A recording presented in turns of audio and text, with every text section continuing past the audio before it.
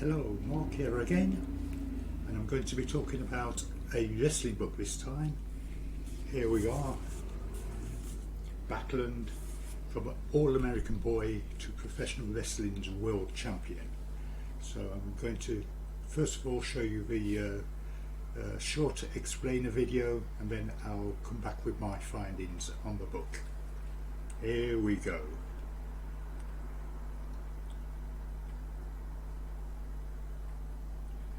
Let's just find the video.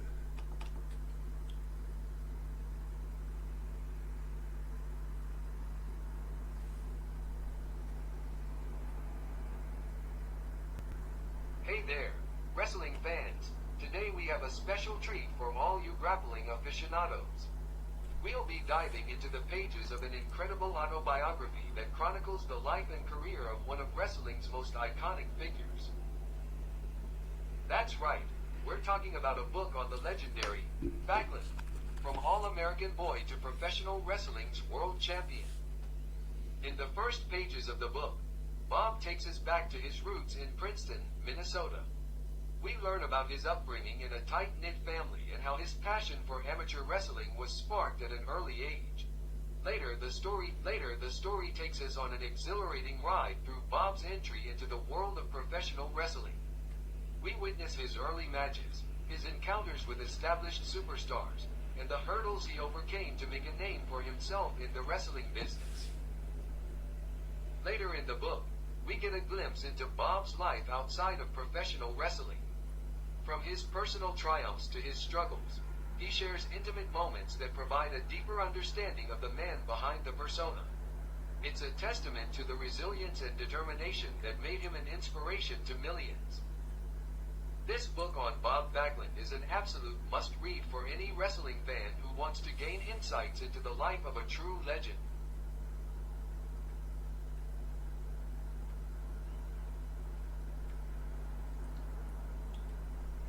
Right, I've made myself too big again. I don't know how that happened, so I'm going to have to try and resolve that at some point. But let me talk about the book. Okay, more than just a biography, it also gives an insight into how the wrestling business in the United States worked in the 70s, 80s and up to the 90s, and a little how it evolved over that time. Bob also gives us a reflection on his life and what he believes are the lessons he's learned from his life. So, his biography starts from poor beginnings, and it was a struggle for him when he did start wrestling on the circuit. He even had to sleep out overnight in his car a few times. Not something I envy doing, but he managed to make it. Along the way he learned how to progress from amateur wrestling to what's called professional wrestling. He also gives credit to people he met along the way. That included a couple of English wrestlers, Tony Charles and Les Thornton, that taught him how to do hooking, which is basically attacking the nerves, submission holds, etc. Now, he had to do this in order to become champion or be appointed champion, because the promoters always had to make sure their champion were able to deal with people who, in the parlance, went into business for themselves, i.e. they wouldn't agree to the proposed finish. So if anyone got out of hand, Bob had developed skills to put them in the place. The promoters also tested him once or twice, made sure he was prepared to lose when they ordered him to lose, and through a combination of hard work and following rules, etc., he was seen as a perfect All-American boy to become a wrestling champion. Right, we learn a lot about behind the scenes stuff and how wrestling really worked. For instance, there was a language called Carney they adopted, so that in the ring wrestlers could indicate to the other wrestler what the next move or finish was going to be without people in the audience realising it was all predetermined. It's fascinating stuff. It also describes why eventually Bob had his title taken away from him, and why he decided not to pursue wrestling at that point. Basically, the old promoter Vince McMahon Sr. was on his way out. Unfortunately, he died, and his son took over and asked Bob to become a heel. And Bob Backlund thought it was inconsistent with his outlook on life and the way he wrestled and his image with the fans to become a heel.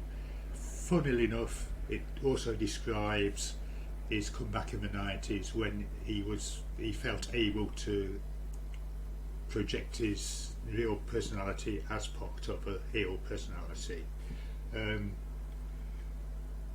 book does describe his own feelings as well as the way wrestling developed, and it turns out his persona is very close to what he is really like in real life.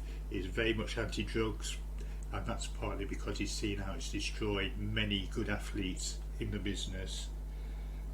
He does quote Napoleon Hill a lot, and he does end the book by giving 80 principles of healthy living. So it's quite an informative book, and I believe even if you're not into wrestling, you can learn a lot from this book. I really enjoy the book. There were contributions from other wrestlers such as Harley Race, Terry Funk and others.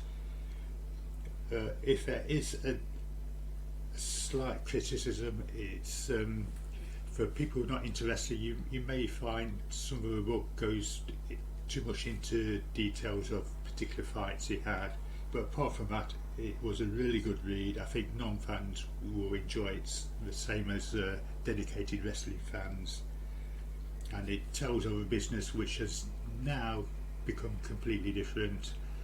Instead of the regional territories which were around in that day and the political shenanigans which went off between them, now it's basically run by Mr. Vince McMahon and his WWE. So it tells of a kind of lifestyle which has changed and perhaps gone forever. Now I'm going to give some points,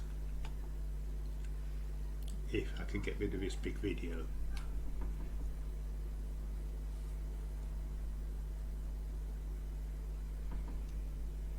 Right, just bear with me. Let's go back to the small one.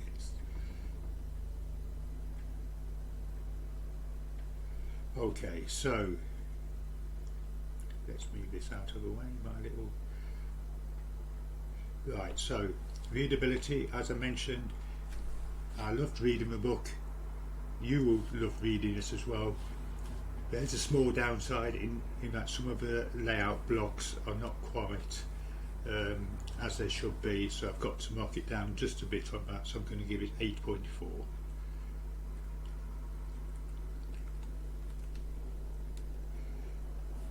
Reliability. Now, normally with a wrestling book you have to take it all with a big pinch of salt. Part of the business is let's say trying to fool the public, and this carries on into people's podcasts and books, so and also people's memories of what happened 20-30 years ago are not always there. On the other hand, I think Bob has been fairly honest with his account. I'm going to give him 8.2. Lastly, would I reread this book? I'm sure I will. There's so much interesting stuff in there. I'm going to reread it. I think anyone who enjoys the book will reread it. I'm going to give it 8.6. Quite a high score. So, overall, it's a great read. If you're into wrestling, read it. And even if you're not into it, you're going to get a lot from it. Learn about a different lifestyle in the United States. 8.4 is a very good score. Hope you've enjoyed my comments. Have a good week. Till next week.